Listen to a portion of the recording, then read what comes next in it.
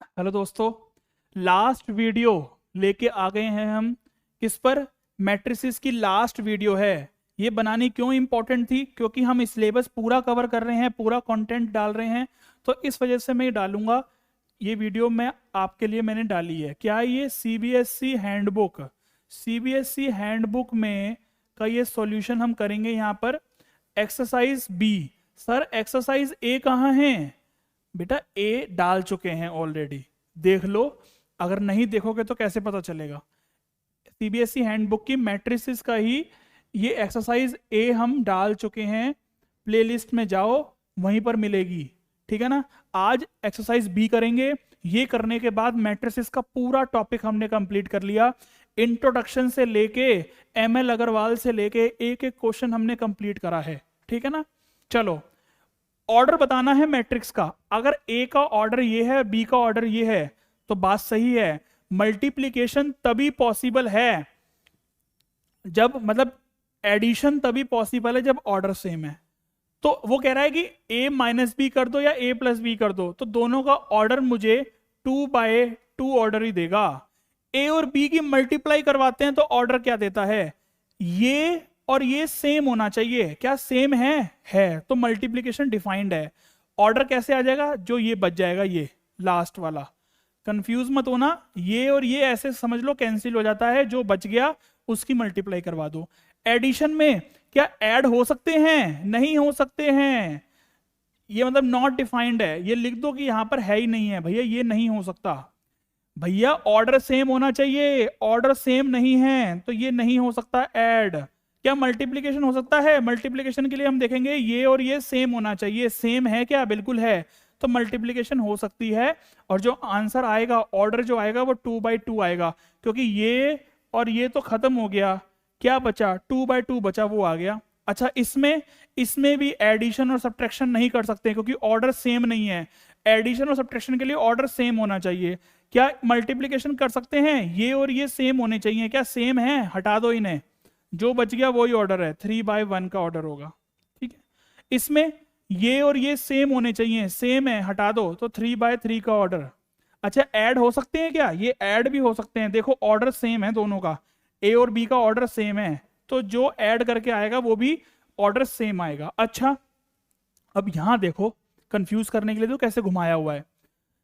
यहां पर addition possible है, 2/3 का ऑर्डर है, तो ए भी 2/3 का है, तो भैया 2 को भी 2/3 का ऑर्डर ही होना पड़ेगा, क्योंकि ए और बी सेम ऑर्डर की मैट्रिक्स होगी, तभी उसका एडिशन और तभी उसका सब्ट्रैक्शन पॉसिबल है।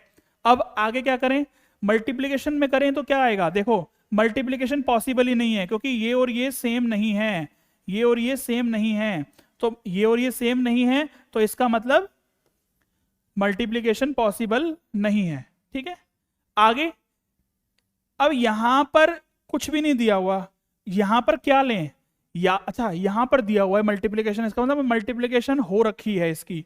तो अगर मैं यहां पर मल्टीप्लिकेशन हो रखी है तो मुझे मल्टीप्लिकेशन के हिसाब से यहां पर बनाना पड़ेगा 1/3। क्यों? क्योंकि देखो ये 3 और 3 सेम है, तो 1/2 की बनेगी, 1/2 की बन रही है। बट क्या एडिशन पॉसिबल है? क्या एडिशन पॉसिबल है? क्या नहीं है, क्योंकि ऑर्डर सेम नहीं है। चलो यहां बताओ, एडिशन दे रखा है तो इसको सेम ऑर्डर की बनानी पड़ेगी। अब मल्टीप्लिकेशन पॉसिबल नहीं है, देख लो, 3 और 2 अलग अलग हैं तो पॉसिबल ही नहीं है। इसमें क्या है? इसमें एडिशन तो पॉसिबल ही नहीं है क्योंकि ऑर्डर सेम नहीं है। इसमें देखो 3 और 3 सेम है, तो 1/2 ऑर्डर की बनेगी ये। क्या आंसर चेक करें? देखो आंसर मुझे यहां पर लगाना पड़ रहा है क्योंकि आंसर साथ साथ चेक हो जाएगा, तो करेक्शन कर लेंगे अगर कोई कैलकुलेशन में मिस्टेक होगी तो। ठीक है ना? अब देखो ये आपके सामने लिखा हुआ है, जहां जहां मैंने क्रॉस लगाए हैं वहां नॉट पॉसिबल है। देखो 1 2 यहाँ पर नॉट पॉसिबल लिखा है ना, मैंने जहां पे क्रॉस लगाया है वो नॉट पॉसिबल ही था, तो मैंने क्रॉस करके लिख दिया। कहाँ कहाँ है? 1 2 3 और यहाँ पर 4 5 6। मैंने ज्यादा जगह लगा दिया क्या? एक बार दोबारा चेक कर लेते हैं। अच्छा, यहाँ पर मुझे लगता है कि आंसर ही पूरे नहीं दे रखे हैं, क्योंकि ये 1 2 3 4 5 6, ये 6 हैं, और यहाँ पर क्या क्या है? आंसर ही पूरे नहीं दे रखे हैं, और यहाँ पर ज्यादा दे रखा है। देखो 1 1 2 3 4 5 6 7 8। ये देखो, ये करते हैं सीबीएसई हमारे साथ धोखा। हमारा टाइम वेस्ट करवा दिया इतना। आंसर पीछे दे रखा है 6 का और यहाँ पर पूछ रखा है 8, तो हमने कंफ्यूज कर दिया, यानी कि हम बिल्कुल सही कर रहे हैं। ये देखो, ये हमने 8 चीज़ें सॉल्व करी हैं और पीछे आंसर में सिर्फ 6 चीज़ें दे रखी हैं। चलें आगे चलते हैं।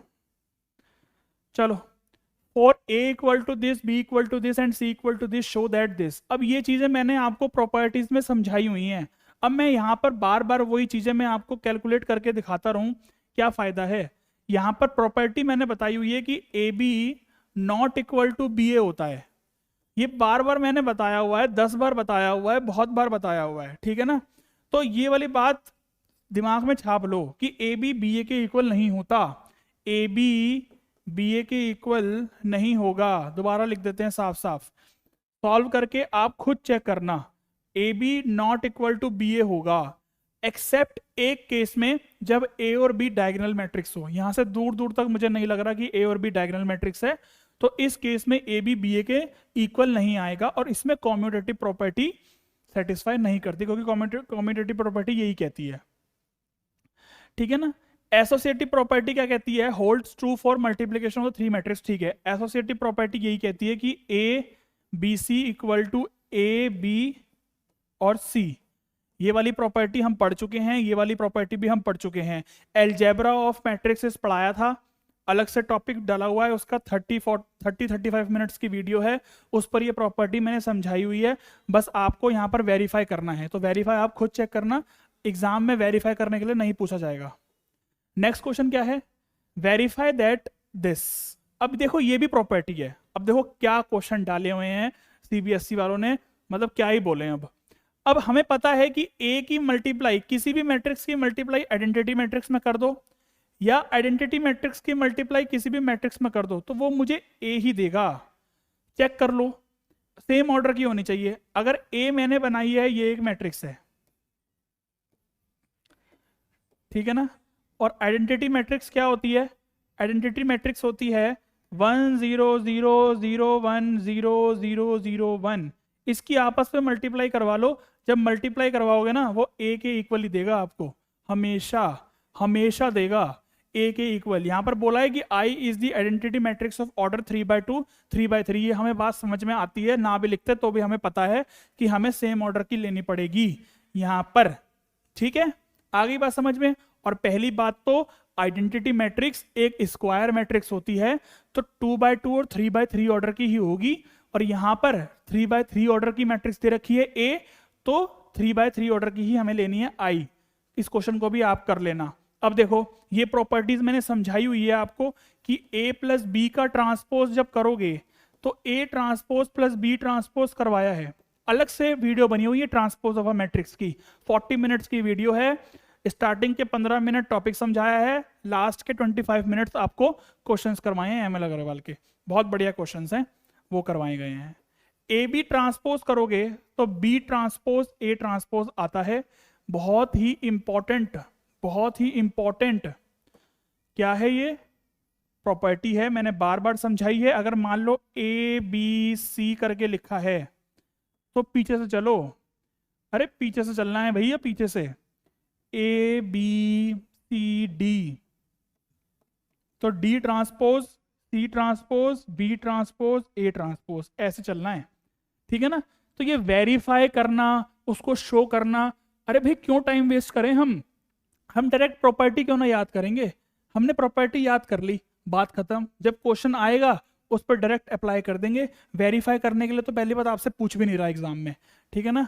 तो और अच्छा, आप कहोगे कि सर हमें करवाओ, मैं ऐसा क्वेश्चन एमएल अग्रवाल में करवा चुका हूं ऑलरेडी, अब बार बार करवाऊंगा वीडियो लेंथी होगी तो टाइम वेस्ट होता है, ठीक है ना। जब मैं ऑलरेडी ये करवा चुका हूं, जो बेसिक चीजें जो समझाने वाली हैं वो समझा रहा हूं मैं। चलें अब इसको करेंगे सॉल्व, इसमें थोड़ा सा समझ लेते हैं हम साथ साथ।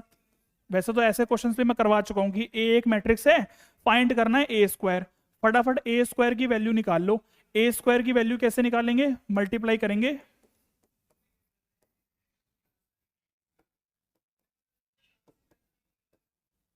ठीक है ना, मल्टीप्लाई करवा दो दोनों को। जब दोनों को मल्टीप्लाई करवाएंगे तो 2/2 मैट्रिक्स ही बन के आएगी। रो की मल्टीप्लाई कॉलम में 6 6 36 हो जाएगा और इन दोनों की मल्टीप्लाई करवाओगे तो 35 आ जाएगा। 7 5 35 आ जाएगा और माइनस माइनस प्लस हो जाएगा। दोनों को ऐड करोगे तो 71 आ जाएगा। आगे इसकी मल्टीप्लाई उसमें तो माइनस का 30 आ जाएगा और ये आ जाएगा माइनस का 20, तो माइनस का 50 आ गया। अब इसकी मल्टीप्लाई इसमें करवा दो तो माइनस का 42 और माइनस का 28। तो इन दोनों को जब ऐड करोगे ना, ऐड करोगे तो ये आ जाएगा 10 4 2 6 और एक 7, माइनस का 70 आ गया। अब इसकी मल्टीप्लाई जब इसमें करवाओगे तो इसकी मल्टीप्लाई जब इसमें करवाओगे तो ये आ जाएगा 35 और प्लस में 16। इसको जब ऐड करेंगे तो 6 और 5 11, कैरी 1 3 4 5 51 आ गया। ए स्क्वायर की वैल्यू निकल के आ गई, ये भी ए स्क्वायर की वैल्यू निकल के आई है हमारे पास। अब आगे क्या करें, आगे यहां पे बोला है कि इसी में ही माइनस कर दो 6a। तो डायरेक्ट मैं क्या कर रहा हूं, 6 की मल्टीप्लाई करवा के a में लिख रहा हूं यहां पर 36 माइनस में 30 और 6 की मल्टीप्लाई इसमें भी करवाऊंगा 42। सारे एलिमेंट्स में होगी ना मल्टीप्लाई, 6 4 से 24, ठीक है ना। इसको सॉल्व करेंगे और हमारा आंसर आ जाएगा फाइनली। फटाफट चेक भी कर लेंगे। 71 में से 36 को माइनस करो तो कितना आ जाएगा, 11 में से 6 गया 5, एक कैरी 35, ठीक है ना, 35 आ गया। इसमें से ये माइनस करोगे तो माइनस 50 माइनस माइनस प्लस 30 हो जाएगा तो माइनस का 20 आ जाएगा और माइनस का 70 है और माइनस माइनस प्लस का 42 है। तो इसको जब करेंगे तो 70 में से 42 को माइनस करना है। पहले ऐसा करते हैं कि 40 को माइनस कर लेते हैं तो 30 आ जाएगा, फिर 2 को भी माइनस कर लेंगे तो 28 आ जाएगा माइनस का। अब 51 को भी माइनस करना है 24 से, तो ये कितना आ जाएगा 11 और ये आ जाएगा हमारा 2, तो 27। बस ये आपका फाइनल आंसर है। फटाफट आंसर चेक कर लेते हैं कि क्या है इसका आंसर। कौन से क्वेश्चन का आंसर था ये, कौन सा क्वेश्चन है ये, 5th का फर्स्ट पार्ट। 5th का फर्स्ट पार्ट का आंसर चेक कर लेते हैं कि क्या आ रहा है। 5th के फर्स्ट पार्ट का आंसर, 5th के फर्स्ट पार्ट का आंसर है 35 माइनस 20 माइनस 28 27, यही आ रहा है आंसर हमारा। बिल्कुल 35 माइनस 20 माइनस 28 और 27, यही आंसर आ रहा है। अब इसमें देखो क्या है, मल्टीप्लीकेशन करवाना है। ऐसा क्वेश्चन मैं ऑलरेडी करवा चुका हूं, ये वाली बात आप समझ लो। बार बार चाहते हो कि मैं वही क्वेश्चंस करवाता रहूं तो मुझे कोई प्रॉब्लम नहीं है, मैं करवा दूंगा, बट आपको भी प्रैक्टिस करनी है ना। मेन तो पढ़ना तो आपने है ना, हमने थोड़ी पढ़ना है भैया। हमारा तो काम पढ़ाने का है, प्रैक्टिस करने का काम आपका है। तो प्रैक्टिस आपको करके आनी है, अच्छे से इसकी प्रैक्टिस आपको करनी पड़ेगी, ठीक। चलो, क्या ये आइडेंटिटी मैट्रिक्स, नहीं आइडेंटिटी मैट्रिक्स तो नहीं बना रहा। पहले इन दोनों की मल्टीप्लाई करते हैं फिर इसकी करेंगे बाद में। चलो इसकी मल्टीप्लाई करो। किस ऑर्डर की मैट्रिक्स बनाएगा ये, एक रो है 3 कॉलम है और ये 3/3 है, तो इसका मतलब ये 1/3 का ही बनाएगा, 1/3 का बनाएगा ये, ठीक है। तो इसकी मल्टीप्लाई पहले इसमें करनी है हमें, तो कैसे होगी, माइनस का 2 माइनस का 1 और ये तो 0, तो माइनस का 3 आ गया। अब इसकी मल्टीप्लाई इसमें करनी है तो 0 + 1 + 3 4 आ गया। अब इसकी मल्टीप्लाई इसमें, यानी कि इस रो की मल्टीप्लाई इस कॉलम में, तो माइनस का 2 प्लस में 0 और प्लस का 3, तो ये आ जाएगा तुम्हारा 1, ये आ गया। चलो आगे क्या करना है, आगे इसके साथ मल्टीप्लाई करवानी है हमें, इसके साथ करवानी है इसकी मल्टीप्लाई। अच्छा कितनी, 1 2 3, 3 रो है और क्या है 3 ही कॉलम है, नहीं सॉरी देखो कॉलम तो एक ही है ना, कॉलम तो एक ही है, तो ये और ये कट गया, 1/1 की एक मैट्रिक्स बन के आएगी। बस क्या आएगी, -3 की 1 में करो, +4 0 तो 0 और ये माइनस का 1, तो -3 -1 -4। क्या यही आंसर आ रहा है इसके सेकंड पार्ट का, 5th के सेकंड पार्ट का आंसर यही आ रहा है। माइनस का 4 देख लो, माइनस का 4 आंसर आ रहा है आपके सामने, आराम से देखो, जूम करके देखो, जैसे मर्जी देखो, आंसर बिल्कुल सही आ रहा है हमारा, ठीक है ना। आगे चलें, थर्ड पार्ट को सॉल्व करते हैं। यहां पर बोला है कि find a matrix A such that this equal to this minus A. क्या करना है इस क्वेश्चन में, इस क्वेश्चन में आपको कुछ भी नहीं करना है। इस क्वेश्चन को आपने यहां पर लिखा, बस लिख के आपको क्या करना है, देखो ये मैट्रिक्स इधर दे रखी है ना इक्वल टू के, इधर ले आओ माइनस में, ठीक है। इक्वल टू में माइनस ए है, हमें ए निकालना है, माइनस को भी इधर भेज देंगे। पहले इसको सॉल्व कर लेते हैं, दोनों सेम ऑर्डर की है, माइनस कर लेते हैं। -8 आ जाएगा, 2 माइनस -1 तो 3 आ जाएगा, -1 -4 हो जाएगा, माइनस का 5, 0 ये 2 हो जाएगा, 4 -1 हो जाएगा 3, 9 -3 हो जाएगा 6। इक्वल टू में माइनस का ए है ना, ये वाला माइनस ए यहाँ लगा देंगे इसके आगे, और जो ए मैट्रिक्स बन जाएगी हमारे पास, साइन चेंज हो जाएंगे सबके, ये 8 हो जाएगा, ये -3 हो जाएगा, ये 5 हो जाएगा, ये -2 हो जाएगा, ये -3 हो जाएगा, ये माइनस का 6 हो जाएगा। तो ये आपका आंसर आ जाएगा। चेक कर लेते हैं फटाफट से आंसर इसका, थर्ड पार्ट का, और फिर आगे चलते हैं। 8 -3 5 -2 -3 -6, ठीक है, सही है आंसर हमारा बिल्कुल।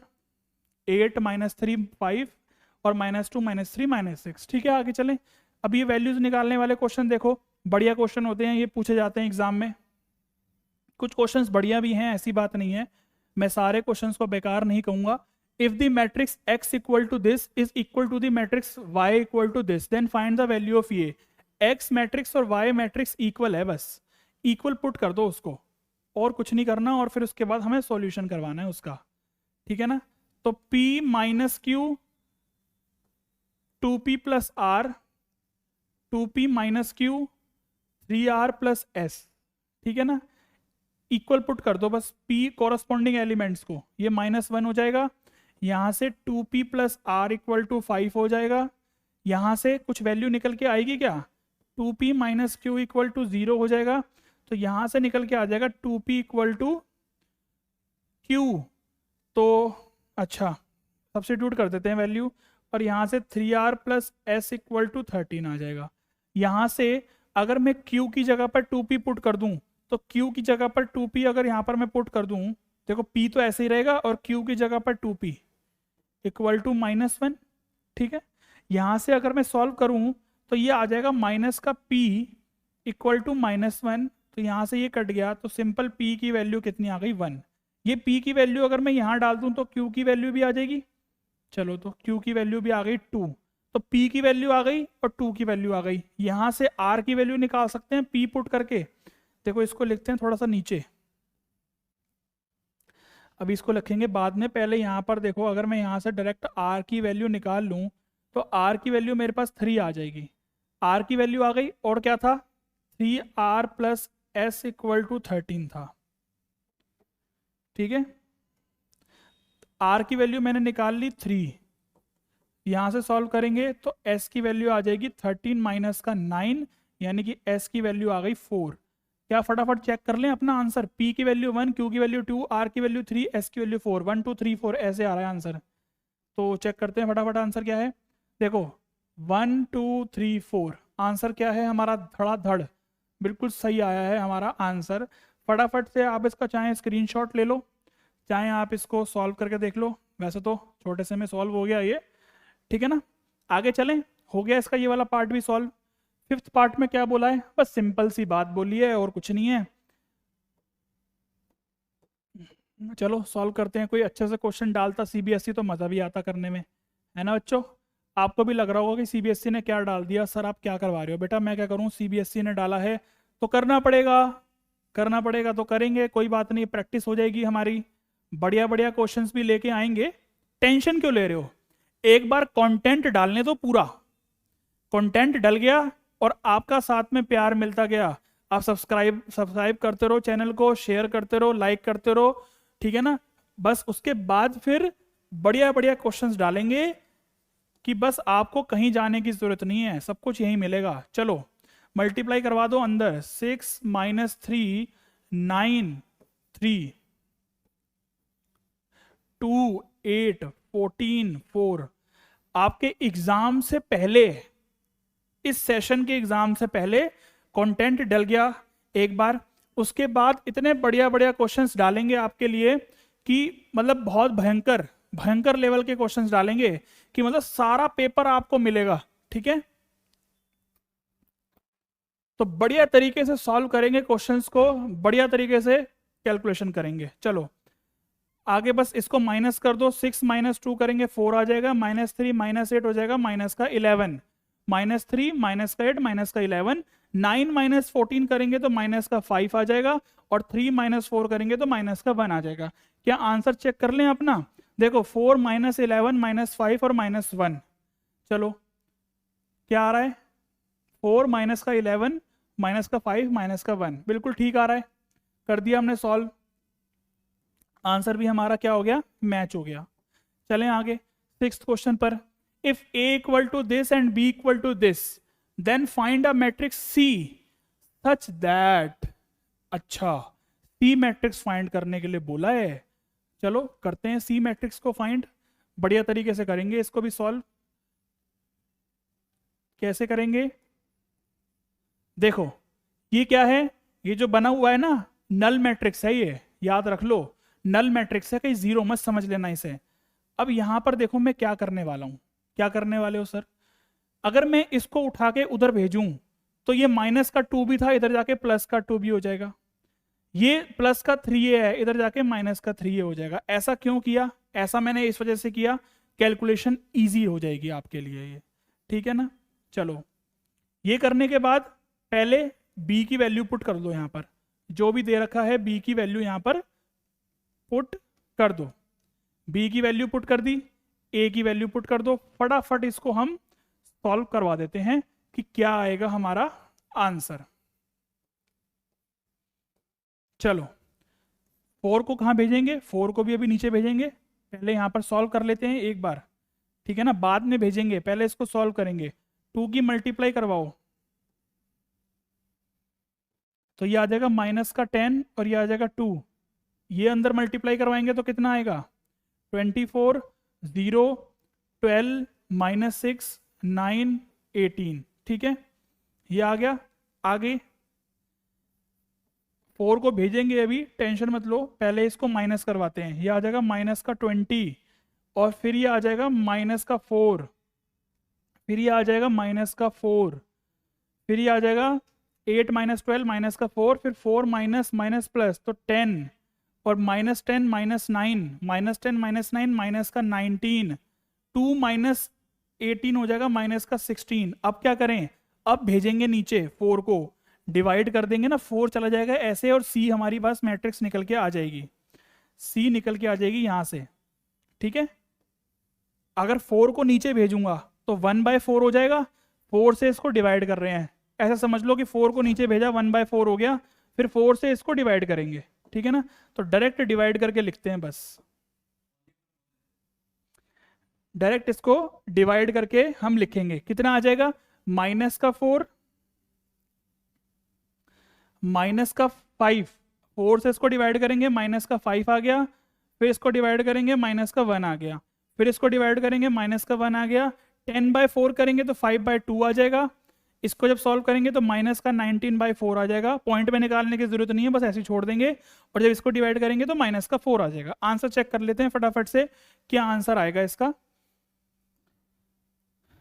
5 -1 और -1 5/2 -19/4 और -4, यानी कि हमने बिल्कुल कैलकुलेशन सही करी है, ठीक है ना, बिल्कुल कैलकुलेशन सही है।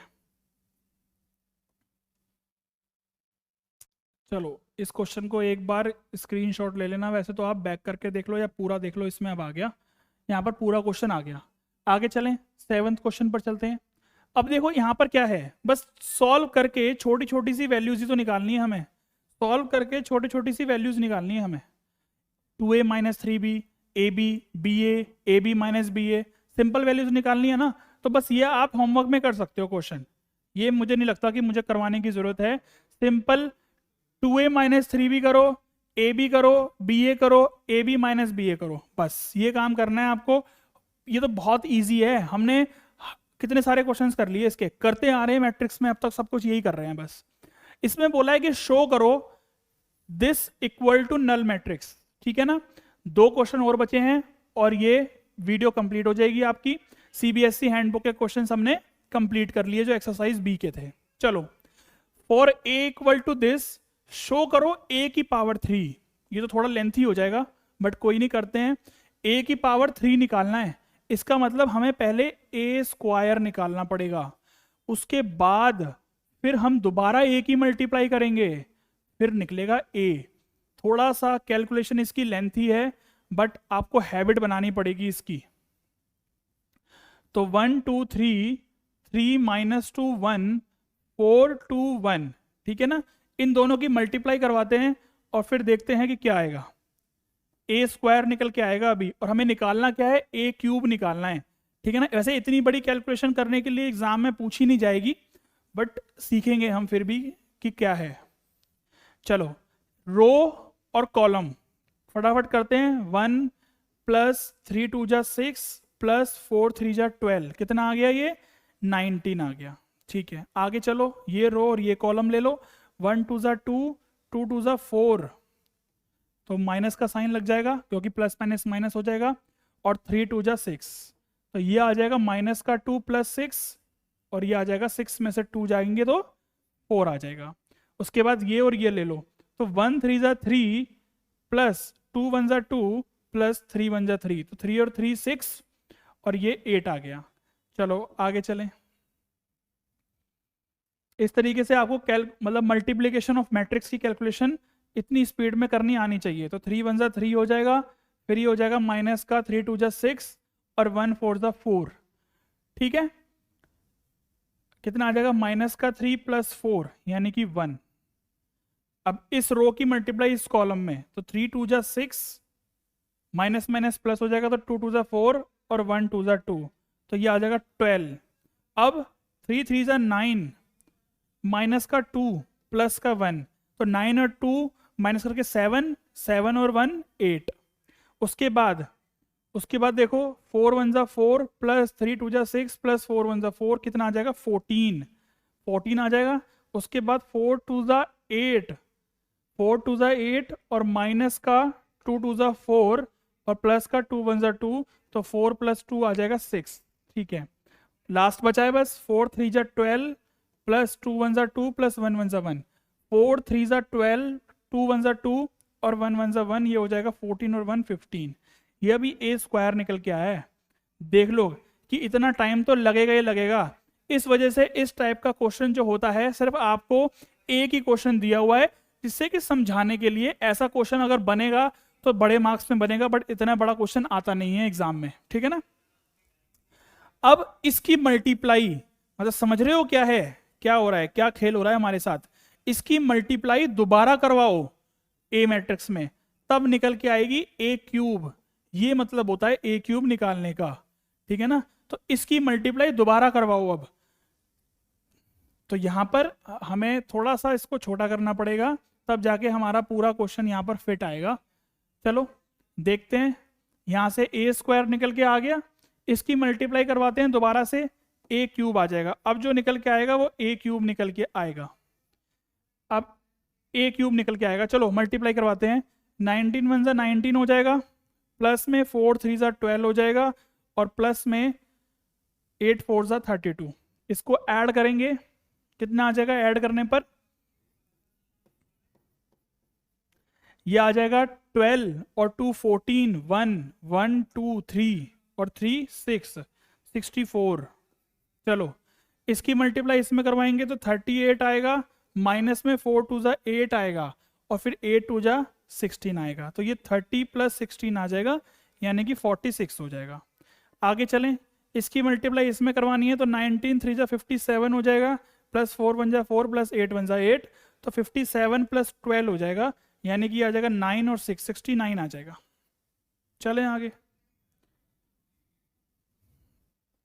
आगे क्या बोला है, एक रो कंप्लीट हो गई। आगे चलो, 1 1 जा 1 प्लस 12 3 जा 36 और फिर 8 4 जा 32, तो ये आ जाएगा 6 7 8 और 9 और 6 69।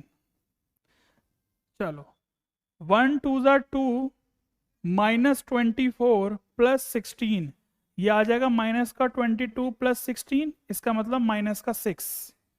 अब इसकी मल्टीप्लाई इसमें करवाएंगे, तो 1 3 जा 3 प्लस 12 1 जा 12 प्लस 8 1 जा 8, ये रो और ये कॉलम, तो 1 3 जा 3, 12 1 जा 12 और 8 1 जा 8, ये हो जाएगा 23। आगे सेकंड रो कंप्लीट हो गई, थर्ड रो की भी मल्टीप्लाई करवाओ ऐसे ही। कि ये थर्ड रो फिर इस कॉलम के साथ 14 प्लस 18 प्लस 15 4 ज़ा 60। अब इसकी मल्टीप्लाई करवाएंगे तो आएगा 6 7 8 और एक 9 92। फिर 14 2 ज़ा 28 माइनस का 6 2 ज़ा 12 प्लस में 15 2 ज़ा 30। अब इन दोनों की अगर मल्टीप्लाई करवाएंगे मतलब माइनस प्लस करेंगे तो ये आ जाएगा 6 और 2 में से 1 गया 1 प्लस 30 यानी कि कितना 46। अब 14 3 ज़ा 42 प्लस 6 1 ज़ा 6 प्लस 15 1 ज़ा 15। तो ये आ जाएगा 42 प्लस 21 यानी कि 6 और 3 63। ये अब निकल के आया है ए क्यूब। समझ में आ रही है? तो आप ये देख लो कि टाइम लगेगा, मल्टीप्लिकेशन ऑफ मैट्रिक्स में थोड़ा सा टाइम लगता है, ये ऐसे ही आपको हैबिट बनानी पड़ेगी कैलकुलेशन की। अब ये ए क्यूब निकल के आ गया, यहां पर बोला है कि माइनस का 23a, डायरेक्ट यहीं पर ही सॉल्व करें कि यहां पर, चलो यहां पर लिखते हैं इसको ए क्यूब माइनस का 23a माइनस का 40i, आई मतलब आइडेंटिटी मैट्रिक्स। बस मेन तो इसी में ही काम करना था, जो टाइम लगेगा यहीं लगेगा, इसमें नहीं लगेगा अब टाइम। कि 64 46 69 फिर 69 माइनस 6 23 92 46 63। माइनस की 23a में मल्टीप्लाई करनी है। a क्या है? a ये मैट्रिक्स दे रखी है, 23 की मल्टीप्लाई करवा दो हर एक एलिमेंट में, तो 23, उसके बाद 23 2 ज़ा हो जाएगा 6 46, फिर 3 ज़ा हो जाएगा 23 3 ज़ा हो जाएगा 3 ज़ा 9 6 69 हो जाएगा। फिर उसके बाद 3 की वही 69 माइनस का 46 फिर 23, अच्छा 4 में मल्टीप्लाई होगी तो 12 92, उसके बाद 2 में करेंगे तो फिर वही 46 और 1 में करेंगे तो 23। ठीक है, आगे क्या है? नल मैट्रिक्स आएगा। आंसर देखो नल मैट्रिक्स आएगा। ये सब सॉल्व होके अभी 0 0 0 होने वाला है, हमें प्रूफ करना है ना, तो वही हो रहा है। अच्छा आइडेंटिटी मैट्रिक्स में 40 की मल्टीप्लाई करवानी है। आइडेंटिटी मैट्रिक्स क्या होती है? 1 0 0 0 1 0 0 0 1। 40 की मल्टीप्लाई करवानी है तो बस इसको 40 बना दो, जहां 1 है उसकी जगह पे 40 हो जाएगा। हो गया सॉल्व, 40 आ गया। बस अब इसको सॉल्व करना है, माइनस करना है सबको, तो पहले इसको माइनस कर दो, फिर जो आएगा उसको इसके साथ माइनस कर देना। कैलकुलेशन हो गई ना लेंथी थोड़ी सी। चलो 64 माइनस 23 करेंगे तो कितना आएगा? ये आ जाएगा 41। 41 आ गया, ठीक है। तो 41 माइनस 40 करेंगे तो क्या बोला है कि null matrix, 0 is a null matrix. ठीक है, 46 माइनस 46 करो तो सिंपल 0 ही आ रहा है। 46 माइनस 46 करने पर 0 ही आ रहा है। 69 माइनस 69 करने पर 0 ही आ रहा है। ठीक है, अच्छा 69 माइनस 69 0 ही आ रहा है, और ये आ रहा है माइनस का 6 माइनस माइनस प्लस का 46, तो इसका मतलब ये 40 आ रहा है। इसका मतलब यहाँ पर 41 कैसे आ रहा है? थोड़ी सी कैलकुलेशन में मिस्टेक हो सकती है, अभी चेक करते हैं। बस यहाँ वाले में चेक करेंगे, 23 माइनस 23 0 है, बाकी सब तो सही आ रहा है हमारा। 92 माइनस 92 0 हो गया, 46 माइनस 46 0 आ रहा है, और 63 माइनस 23, ठीक है यहाँ पर 63 आना है, इसका मतलब 63 माइनस 23 करेंगे तो ये भी 40 आ रहा है। देखो बाकी सब 40 40 आ रहा है ना, बस ये 41 आ रहा है, तो उसका मतलब यहाँ पर हमारी थोड़ी सी कैलकुलेशन में मिस्टेक हुई है। दोनों को माइनस करेंगे 0 0 आ जाएगा, और हमने ये चीज शो कर दिया। ठीक है, चलो ये 64 कहाँ से निकल के आया ये देखना है बस हमें। ये आया 19 1 ज़ा 19 प्लस में 4 3 ज़ा 12 प्लस में 8 4 ज़ा 32, 12 32 19। ठीक है, 3 4 5 और 1, ठीक है 26 आ रहा है, 63 आ रहा है यहाँ पर।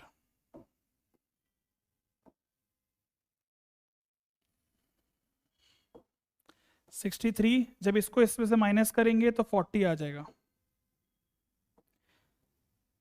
माइनस करवा देंगे इसको, माइनस करवाने के बाद ये सब 0 0 बन जाएगा। माइनस 40 0 0 0 40 0 और 0 0 40। देखो सॉल्व करेंगे, माइनस करेंगे तो सब क्या बनेगा, ये 0 0 0 0 0 0 0 0 0, यानी कि ये क्या है, ये एक नल मैट्रिक्स बन गई 3x3 ऑर्डर की। और यही हमें प्रूफ करना था क्या, देखो इसको सॉल्व करके नल मैट्रिक्स के इक्वल आना चाहिए, मतलब जीरो मैट्रिक्स कह दो या नल मैट्रिक्स कह दो, एक ही बात है। और यही हमें प्रूफ करना था। तो देखो इतने बड़े क्वेश्चन में इस तरीके से आपको कैलकुलेशन करनी है। टाइम लगेगा मैं मान रहा हूं, बट इससे सीखने को काफी कुछ मिलेगा। चलें नेक्स्ट क्वेश्चन पर। अच्छा, ये स्टेटमेंट वाले क्वेश्चंस आपको प्रैक्टिस नहीं करवाई होगी, बस ज़्यादा प्रैक्टिस करने की जरूरत भी नहीं है। स्टेटमेंट वाले क्वेश्चंस ज़्यादा नहीं पूछे जाते हैं, मैट्रिक्स अलजेब्रा से सॉल्व करना है। मैट्रिक्स अलजेब्रा से कुछ भी नहीं है, स्टेटमेंट पढ़ो और अपना एक मैट्रिक्स की फॉर्म में बना दो और उसको सॉल्व कर दो और आंसर आ जाएगा। Two booksellers A and B sell the textbook of mathematics and applied mathematics in the month of March. Bookseller A sold 250 books of mathematics. तो एक मैट्रिक्स बनाते हैं। किस तरीके से मैट्रिक्स बनेगी, लिखना चाहो किस तरीके से भी लिख सकते हो, बस ये है कि चेक करना है हमें कि फाइंड करने के लिए क्या बोला है। अगर हम यहां पे लेते हैं कि बुक सेलर ए, एक ए बुक सेलर है और दूसरा कौन सा है, बुक सेलर, एक बी बुक सेलर है। क्या कर रहा है ये बुक सेलर, 250 बुक्स मैथमेटिक्स की और 400 बुक्स अप्लाइड मैथमेटिक्स की सेल कर रहा है, बी और ए। ठीक है, तो हम यहां पर ऐसे लिखते हैं, 250 यहां लिख देते हैं और 400 यहां लिख देंगे। ये मैथ्स के लिए हो गया, ये अप्लाइड मैथ्स के लिए हो गया। अब यहां पर भी बी के लिए भी देखो, अच्छा बी के लिए इधर, क्योंकि बी नीचे है तो यहां पर मैथमेटिक्स हो जाएगा, यहां पर अप्लाइड मैथमेटिक्स हो जाएगा, इसके नीचे आ जाएगा ऐसे करके। दूसरा क्या बोला है, 230 है और आगे क्या है 425 है, ये एक मैट्रिक्स बन गई। बस यही है कि स्टेटमेंट को पढ़ना है और उससे हमें एक मैट्रिक्स फॉर्म बनानी है। यही बोला है कि represent the given information into matrix form, और फिर उसको सॉल्व करके हमें टोटल सेल बतानी है कि क्या है यूजिंग मैट्रिक्स अलजेब्रा। है कुछ नहीं मैट्रिक्स अलजेब्रा, यही है बस कि ऐसे स्टेटमेंट पढ़ के उसको मैट्रिक्स अलजेब्रा की फॉर्म में बना दो, रिप्रेजेंट कर दो और फिर उसको सॉल्व कर दो। आगे बोला है कि अच्छा ये जो हमने काम किया ये मार्च में किया, मार्च में हमने ये काम किया, अप्रैल में क्या किया, अप्रैल में हमने सेम वही ए और बी बुक सेलर है और यहां पर मैथमेटिक्स और अप्लाइड मैथमेटिक्स हो जाएगा। और यहां पर क्या बोला है कि अप्रैल में 550 बुक्स सॉल्व करी है और 300 अप्लाइड मैथ्स की हुई हैं। आगे बोला है कि 270 बी ने करी है और 450, बन गई दो मैट्रिक्स। बोल रहा है टोटल सेल बतानी है। अब टोटल सेल का मतलब यही हुआ ना कि मार्च और अप्रैल की सेल को ऐड कर दो। मार्च और अप्रैल की सेल को जब ऐड करोगे तो टोटल सेल आ जाएगी। बस यही है वर्ड प्रॉब्लम। हाँ, केस स्टडी कभी कभी बन सकती है इनसे, बट चांस बहुत कम है। बट आप सीख लो, अगर ये चीज दे रखी है सीबीएसई की हैंडबुक में, क्वेश्चन दे रखे हैं तो करने इंपॉर्टेंट है। 250 और 550 को ऐड करेंगे तो 50 और 50 ऐड हो जाएगा 100 और 5 6 7 और 800 आ जाएगा। ये ऐड कर रहे हैं, ये हो जाएगा 700 और 270 और 230 हो जाएगा 400, ये हो जाएगा 500 और 425 और 450 हो जाएगा 875। चेक कर लेते हैं अपना आंसर, क्या कोई कैलकुलेशन में मिस्टेक तो नहीं है। क्या आ रहा है आंसर, हाँ 800 ये रहा आंसर, नीचे है 800 700 500 और 875। तो आंसर हमारा ठीक है, 800 700 500 और 875 ये टोटल सेल हुई मार्च और अप्रैल की। बस आज का लास्ट क्वेश्चन करेंगे तो ये वीडियो खत्म हो जाएगी। यहां तक वीडियो देखी है तो लास्ट क्वेश्चन भी देख के जाना है। अच्छा क्वेश्चन है, cost of a pen and a notebook are ₹12 and 27। Cost दे रखी है पेन की और नोटबुक की। On a given day shopkeeper B, matrix algebra बनाना है, फिर इसको इनकम बतानी है, उसकी इनकम कितनी हुई है बोथ दी शॉपकीपर से। चलो शॉपकीपर बी बनाते हैं, कुछ मैट्रिक्स देखते हैं क्या बनता है। ये शॉपकीपर पी है और ये शॉपकीपर क्यू है। वो ये कह रहा है कि शॉपकीपर पी जो है वो 5 पेन सेल करता है और 7 नोटबुक सेल करता है। पी तो पी कर रहा है ना, तो पी के सामने लिखो यहाँ 5 और यहाँ 7, या यहाँ 7 या 5 कर दो, एक ही बात है, आंसर फिर भी आ जाएगा। क्यू के नीचे देखो, पेन के नीचे अब पेन लिखना है। अब यहाँ पर गड़बड़ मत कर देना, पेन के नीचे पेन ही लिखो, क्योंकि देखो ये पेन है और ये नोटबुक है। तो इस तरीके से इसको सॉल्व करेंगे, ये 6 है और ये 4 हो जाएगा। तो ये हो गया सेल मैट्रिक्स, यानी कि जो सेल हमने किया है उसके हिसाब से बना दिया। या फिर कोई नाम देना है तो इसको ए एक मैट्रिक्स नाम दे दो।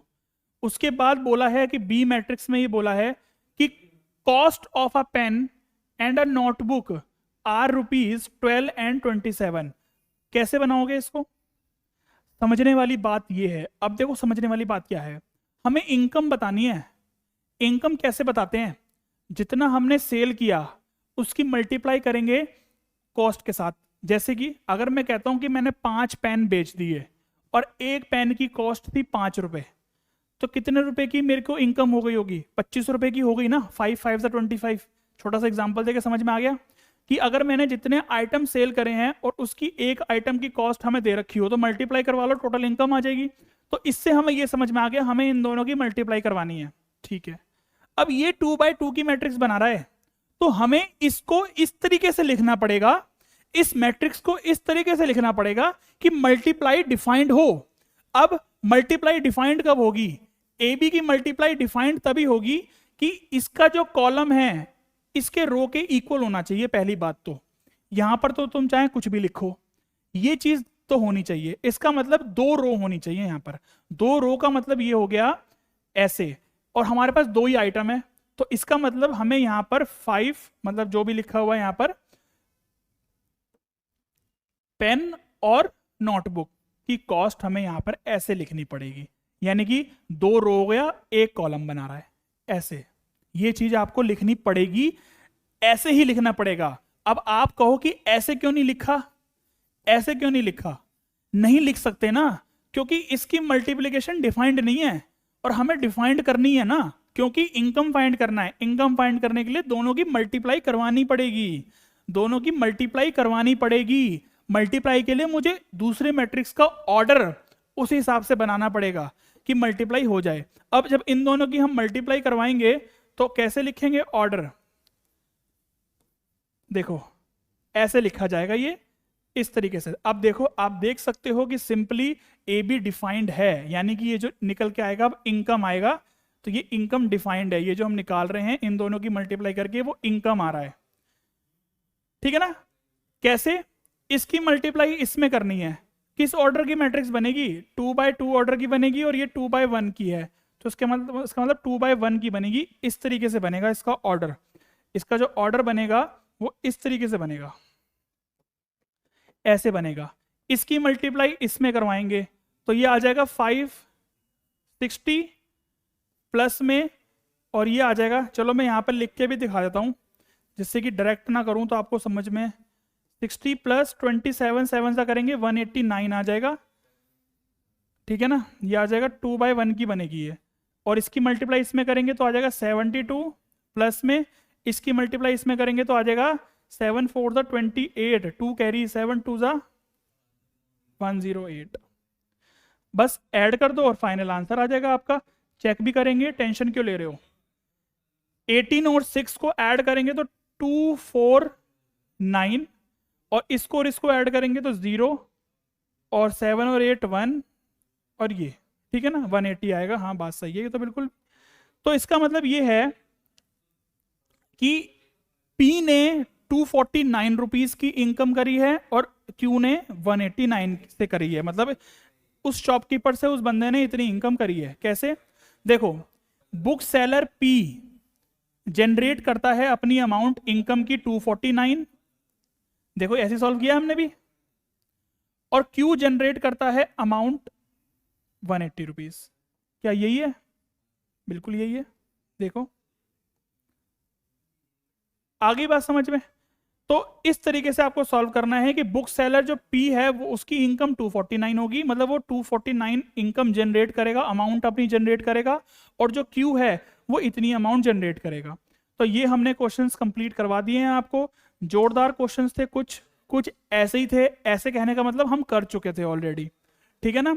तो आज की वीडियो में बस इतना ही करेंगे। मैट्रिसेस हमने पूरी कंप्लीट कर ली, एमएल अग्रवाल पूरी निपटा ली, इंट्रोडक्शन पूरा पढ़ लिया, पूरे टॉपिक पढ़ लिए, एक एक क्वेश्चन कंप्लीट कर लिए, ठीक है ना। तो आगे इसी तरीके से अगर आगे की एक्सरसाइज करेंगे, मतलब मैट्रिक्स तो कंप्लीट हो गया आपका यहाँ पर, ठीक है ना। डिटर्मिनेंट्स करेंगे, तो इतनी मेहनत करी है, बहुत सारी वीडियोस बनी है, कम से कम 10 वीडियोस बनी है मैट्रिसेस के टॉपिक्स पर, और आपको पूरा सपोर्ट करना है, हमें सब्सक्राइब करना है चैनल को, तभी हमें थोड़ा मोटिवेशन मिलेगा वीडियोस बनाने के लिए। तो फिर मिलते हैं नेक्स्ट वीडियो में। Good luck, take care.